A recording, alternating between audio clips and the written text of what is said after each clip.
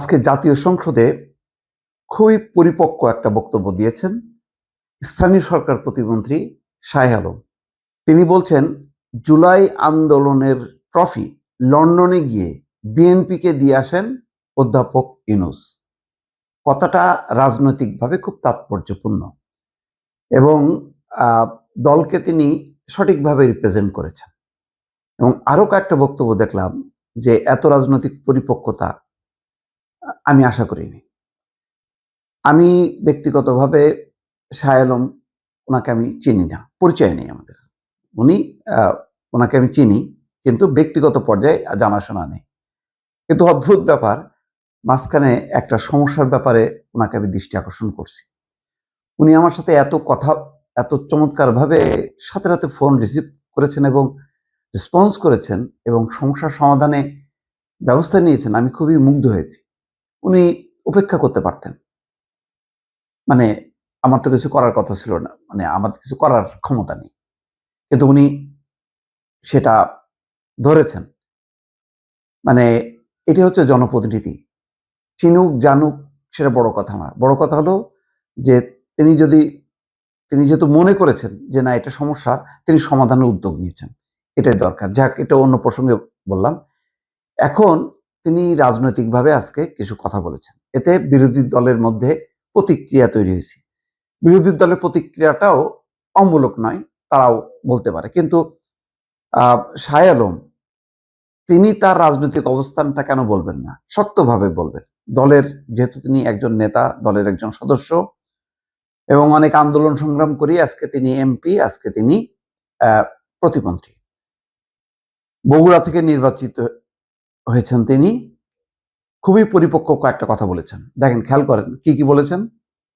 ৭১, ৯০ এবং July August ৩টি আন্দোলনের ট্রফি আমাদের ঘরে। কথাটা কি মিথ্যা?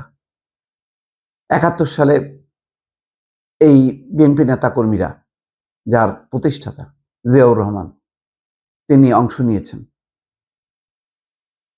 ওনাকে বিএনপি স্বাধীনতার ঘোষক বলেন, কারণ তিনি ঘোষণা দিয়েছেন। এটা নিয়ে বিতর্ক হইতে পারে যে স্বাধীনতার ঘোষক বঙ্গবন্ধু শেখ মুজিবুর রহমান নাকি জিয়াউর রহমান, কিন্তু জিয়াউর রহমান যে একজন মুক্তিযোদ্ধা, এ ব্যাপারে কোনো সন্দেহ নেই।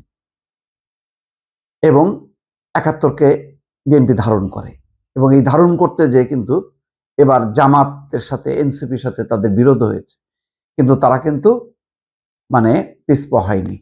৭১-৭২ সংবিধানকে তারা আঁকড়ে ধরে রেখেছে। তাহলে ৭১ মুক্তিযুদ্ধকে ওন করছেন বিএনপি। আবার দেখেন ৯০ এরশাদ বিরোধী গণ অভ্যুত্থান, তার নেতৃত্ব কে দিয়েছে? বেগম খালেদা জিয়া, এবং দিয়েছে কে? শেখ হাসিনা। কিন্তু ৯০ পরবর্তী নির্বাচনের সময় ৯১ নির্বাচনে জনগণ কাকে ভোট দিয়েছে? জনগণকে ভোট দিয়ে ক্ষমতায় পাঠিয়েছে। তাহলে সেখানেও, ওই আন্দোলনেও, এরশাদ বিরোধী আন্দোলনেও মুখ্য ভূমিকায় বিএনপি। আবার জুলাই আগস্টে বিএনপি হাজার হাজার নেতাকর্মী অংশ নিয়েছে, এবং জুলাই তো আর হুট করে আসে নাই, তার আগের ১৫ বছরের যে আন্দোলনের একটা ক্ষেত্র তৈরি করা, সেটাও করেছে বিএনপি। সুতরাং ৩টা গণঅভ্যুত্থান, স্বাধীনতা, মুক্তিযুদ্ধকে বিএনপি ধারণ করে।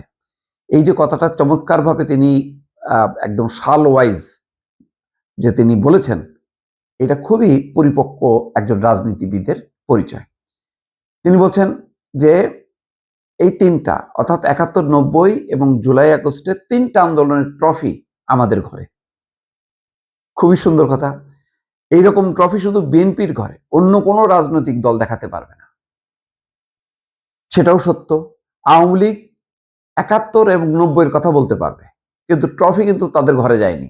হ্যাঁ, ৭১ কথা বলতে পারে যে ৭১ স্বাধীনতা মুক্তিযুদ্ধের পর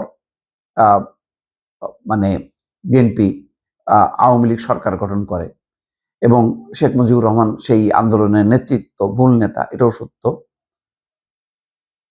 কিন্তু জুলাই আগস্টের ট্রফি তাদের নাই, ৭১ নেই। আচ্ছা, বিরোধী দলের বন্ধুরা জুলাই আগস্টের কথা বলতে পারবে, কিন্তু ৭১ এবং ৯০ কথা বলতে পারবে না। আবার এই তিনটা আন্দোলনের ট্রফি এখন ধারণ করে আছে বিএনপি বর্তমানে। তাহলে একই সঙ্গে এখন ৭১ বিএনপির হাতে, ৯০ তাদের হাতে, এবং জুলাই আগস্টের অর্থাৎ জুলাই গণঅভ্যুত্থানের ট্রফিও তাদের হাতে। বিরোধী দলের এমপিরা হইচই করতে পারেন, হইচই শুরু হয়েছে তার সময়। এই সময় তারা তখন তিনি বলছেন যে তারা ৯০-এর কথা বলতে পারেন, ৮৬ সালের নির্বাচনে ঢাকঢোল পিটিয়ে তারাই আওয়ামী লীগের সঙ্গে নির্বাচন করছে। এটাও সত্য যে বিএনপি ৯০-এর আন্দোলনের ক্ষেত্রে আপোষহীন ছিল। এরশাদ বিরোধী আন্দোলনের যে প্রায় ৯-১০ বছর ব্যাপী আন্দোলন, সেই আন্দোলনে বিএনপি আপোষ করেনি, বরং ৮৬ সালে জামাত এবং বিএনপি এরশাদের সাথে আপোষ করে নির্বাচনে গিয়েছিল, এবং তার ফলাফল হিসেবে কিন্তু ৯১ নির্বাচনে আওয়ামী লীগ ক্ষমতা আসতে পারেনি, আর জামাত তো জেতার প্রশ্নই ওঠে না। জামাতের অবস্থান ছিল ৩ বা ৪ নম্বরে। তো সব মিলায় আমি দেখছি যে চমৎকারভাবে এই পুরো প্রেক্ষাপটগুলো, ইতিহাসের এই গুরুত্বপূর্ণ প্রেক্ষাপটটা প্রতিমন্ত্রী শাহ আলম বর্ণনা করেছেন। তিনি বলছেন, জুলাই আন্দোলনে ছাত্র জনতা খেলেছে আর ট্রফি নিয়েছে বিএনপি। সেই ছাত্র জনতার অংশ বিএনপিও, এবং ট্রফি বিএনপির হাতে গেছে। বিএনপি আওয়ামী লীগ পতনের পর বিএনপি অন্যতম প্রধান দল, যে দলকে জনগণ মনে রেখেছে। ১৫ বছর তারা আন্দোলন সংগ্রাম করেছে, বহু নেতাকর্মী জীবন দিয়েছে।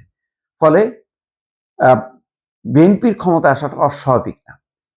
এখানে বলা যেত যে ছাত্র জনতা যাদের নেতৃত্ব দিয়েছে ওই সময়, তারা তো আলাদাভাবে কোনো নির্বাচন করেনি, যেটা বালেন্দ্র শাহ নেপালের উদাহরণটা আসে, যে তারা আন্দোলন করেছে এবং আলাদাভাবে নির্বাচন করেছে এবং আজকে সরকার গঠনে।